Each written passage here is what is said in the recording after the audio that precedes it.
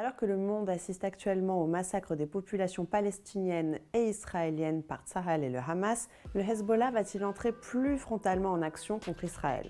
Depuis dimanche 8 octobre, soit le lendemain de l'attaque du Hamas, tirs et bombardements font monter la pression à la frontière entre Israël et le Liban. En deux mots, le Hezbollah, soit le Parti de Dieu, est une organisation paramilitaire et politique centrale au Liban. Dans ce pays, vous le savez peut-être, il y a une multitude de confessions, dont des chiites, qui sont très présents dans le sud. Le Hezbollah est né en juin 1982 suite à l'invasion israélienne du sud-Liban pendant la guerre dite civile. En gros, l'organisation est très liée à l'Iran depuis ses débuts, mais aussi au Hamas palestinien.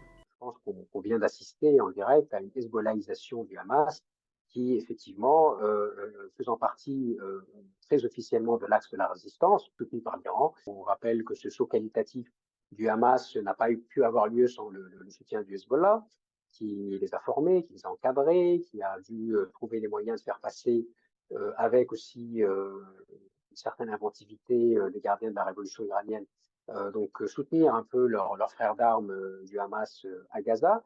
Donc le Hezbollah lui a joué son rôle. La frontière entre le nord d'Israël et le sud Liban est une zone de tension depuis la proclamation de l'État d'Israël. D'ailleurs, dans l'Orient le Jour, un quotidien libanais, on apprend que la bataille déluge d'Al-Aqsa a été préparée dans une chambre d'opération militaire conjointe à Beyrouth entre le Hezbollah, le Hamas et les Iraniens pendant plusieurs mois.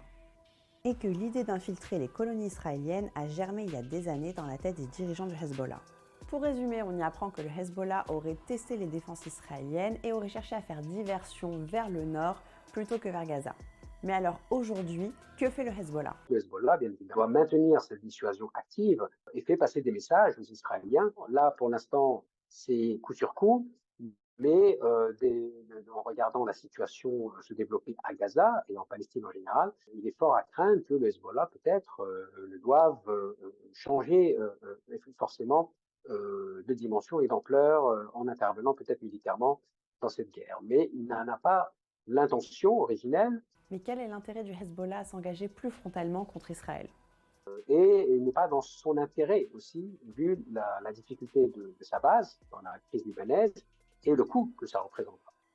Il n'est pas non plus dans l'intérêt des Israéliens d'ouvrir un second front, voire un troisième en Cisjordanie, n'est-ce pas? Donc il y a beaucoup de lignes rouges qui risquent d'être bousculées, malheureusement, dans ce genre de conflit, lorsqu'il y a carte blanche donnée par la communauté internationale à la politique de répression et de représailles, carrément l'appel de vengeance israélienne, qui ne répond à aucune logique sécuritaire, à aucune logique politique, diplomatique, humanitaire, n'est-ce pas? Donc tout ça est vraiment mis en suspens et malheureusement, nous n'avons pas les leaderships dans la région pour faire la paix